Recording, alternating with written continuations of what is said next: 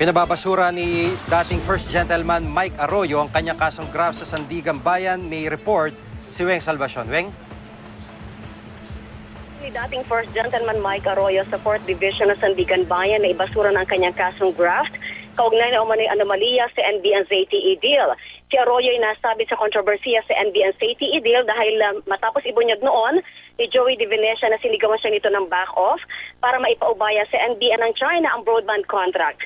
Sa inihaing demurrer to evidence, iginita mga abogado ni Arroyo na walang ebidensya na iharap ang prosecution laban sa dating unang Ginoo.